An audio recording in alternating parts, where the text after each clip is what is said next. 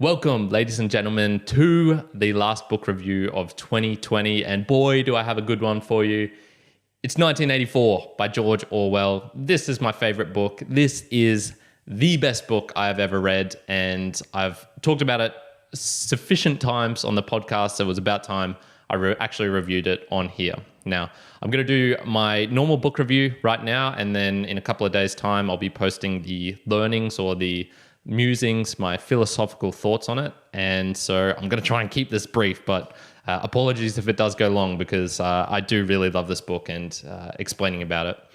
One of the things I'm going to start doing with these book reviews is also right at the start, give a little explanation of why I'm reading it, my motivation for it, how I felt coming into it. And because that I think gives a little bit of a flavor of why the book, I review it the way I do, because perhaps I have heard it from this particular source or it gave me this idea and I wanted to explore this, which gives a flavor on my own reading and then obviously the review of it as well. So this is part of my annual reread. So I read this book every single year.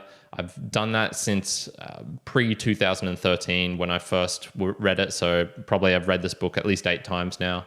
And I always just get something new from it. I always just feel like, wow, this book contains wisdom. This book contains whatever it is that it contains. It's something important and it's something I need to keep thinking about and adjusting and incorporating into my life. So what is the book about? Well, it's a small snippet of Winston Smith's life under a totalitarian government that controls every action through 24/7 monitoring, through self-policing, through modified language, and through censorship. So the book, I won't go too deep into the plot.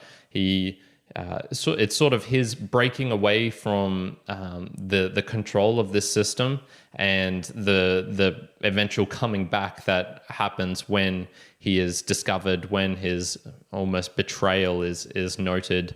And there's plenty of different things that occur in the book. It's how many pages is it? 350 pages roughly. So it contains a good punch. And I'm not going to go too deep into it. It's worth reading on its own.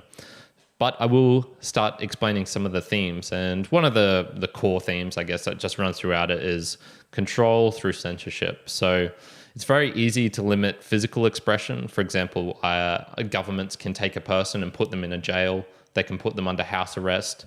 They can do all sorts of sort of sneaky little ways of making sure that someone can't physically do something, limiting rallies, for example, putting like restrictions on when you can go out at night, routines, control, all sorts of things like that. But the mental expression is much, much more harder to stamp down on. And one of the things I guess this book really gets through is how is technology affecting that and will it be our downfall?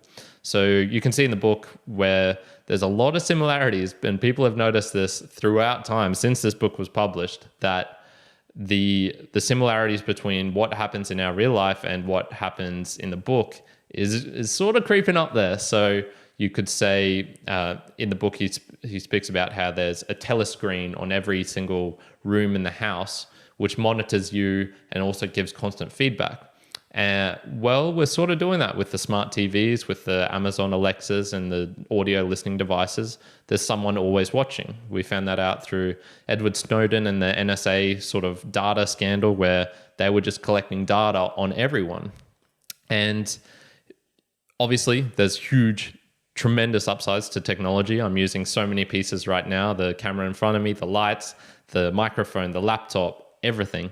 But there's something to be said about potentially technology use on a larger scale, thinking about humans in general. So will it be our downfall? I have no idea personally, potentially. It's something we need to think about though, and there's problems that do arise and do need to be addressed.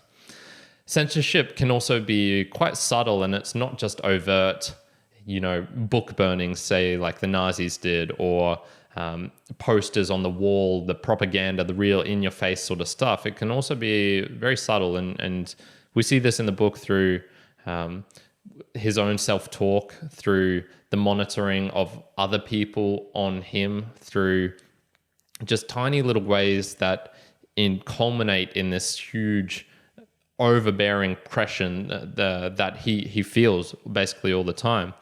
We can see that in our own everyday lives as well. Some religions, for example, have ways of cutting down arguments that are used against them through logic, or through saying like, look, this is the undeniable word of Jesus of God. You can't ask these questions because, etc., etc. Through our own self-talk, so the language that we use with ourselves. Someone who's under a severe depression, for example, they're going to use words and ways of thinking which really just diminish their capacity to be able to think of other things, to be able to express their ideas. So it's just interesting that censorship is not just what we see nowadays, which is, this person got booted off Twitter or Facebook because they said these contrary, somewhat maybe dangerous views. But there's also much subtler ways, and it's worth thinking about those as well. The other theme, obviously, is totalitarianism. Ooh, what a word. And power. So this book, when it came out, was somewhat political, in essence that it was aimed at the Soviets. Big Brother was sort of modeled after Stalin. But the book has transcended past that, and it's captured the essence of, I guess, what all totalitarian regimes have in common. So the Nazis, if you want to think about them, in today, there's a country in Africa called Eritrea, I'm not sure, I'm definitely pronouncing that wrong, which very similar, has very strict restrictions on who can do what, who can move, who can think these different things. China, for example, is starting to set up these social ranking systems where a person is ranked and not allowed access into certain places because of their ranking, because of who they know and whatnot. So there is something, I guess, the book really just gets at the heart of what a totalitarianism regime is about, or totalitarian. Oh God, such a bad word. They need a better word for that. And it's about power. It's about power, pure and simple. And so O'Brien, who is the, I guess, antagonist, he's the face of the faceless party in the book, explains why. And I'm going to read a little bit of a quote from here, which I think just really got at the heart of why regimes like this exist. And I'm just going to read it out. Power is not a means, it is an end. One does not establish a dictatorship in order to safeguard a revolution. One makes the revolution in order to establish the dictatorship. The object of persecution is persecution. The object of torture is torture. The object of power is power. And I think that's pretty pithy, pretty succinct about why these regimes sort of do what they do. There's nothing below that. Power is power for power's sake. And there's just something intoxicating about it, and there's so many quotes you can list them all off. Power corrupts, and absolute power corrupts absolutely, for example. And the book, I think, just gets into some very deep places of not only an individual's human psychology, but as a group as well, how we sort of interact and think as a group. So my own observations, I'll leave most of them for the subsequent sort of learnings video I'm going to do, but I would just say that this book has introduced cultural mainstays, things that you can see them everywhere. Big Brother obviously is one. There's how many different branches of TV shows, of that reality TV show, that have been spawned. There's doublethink, the thoughtcrime, newspeak, so introducing a language which is modified in a certain way, and even his goddamn name has become an adjective, to describe something that is super controlling, super powerful. You can describe it as Orwellian. So this book has just had a tremendous impact, and there's a reason why, because it's damn fucking good. It's an amazing book. So for me, it's the book that keeps on giving. In summary, 1984 contains a memorable, harrowing world that we've attempted to create. We tried doing this with the Soviet regimes, with some of the communist regimes, and while the book is fiction and maybe not a reality in the sense that O'Brien in the book, for example, can really zoom in and know exactly what Winston is thinking. Perhaps we can do similar things if we invent machines and AI that can detect lying, immediately. And so when someone's lying, or when someone's not telling the truth. You could use that in very bad ways if you so wanted to, if you had the correct setup. And then when I say correct, I mean, the most awful oppressive regime ever. So it's something, I think this book is almost like a warning of how bad it could get. And the book, I think, pretty gets close to what hell is like. I've always said that Soviet Russia, that system that they created, if you read the Gulag Archipelago, for example, you'll see just how bad it really can get for everyone. And I would say that is a form of hell. This book is maybe an amplification of that, the most absolute peak of what sort of hell could become like on Earth. So powerful insight, sublime writing that is uniquely his own. He's a one-of-a-kind author, and especially his later books. I've read his whole series. The first ones, you could sort of see him gradually getting his chops at writing, and he's introducing some of the things that he's really perfected in these later books.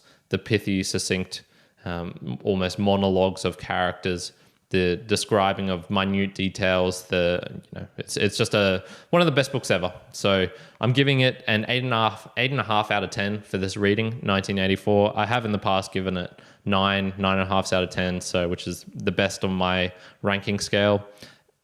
I recommend it to everyone, but I find it a truly amazing book, and I really can't express just how much this book has changed my thinking and changed my life in essence.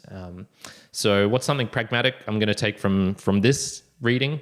Well, the modified language is a real core aspect of it. And since I've started learning, learned Spanish and started learning German, I am much more appreciative of what languages do, not just expressively, but also internally, and how it allows you to think certain concepts and ideas.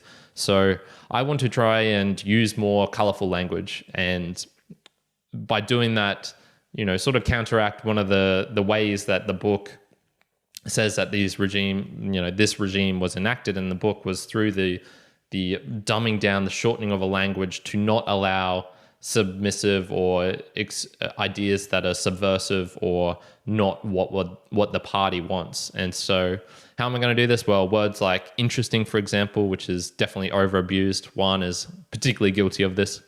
I want to try and use words like intriguing or fascinating or something a little bit different, just to be able to, just express in more unique, interesting, intriguing ways. And yeah, I think that's where I'll call it for today. 1984. It's an amazing book. Read it, people. And that's it. Kyrin out.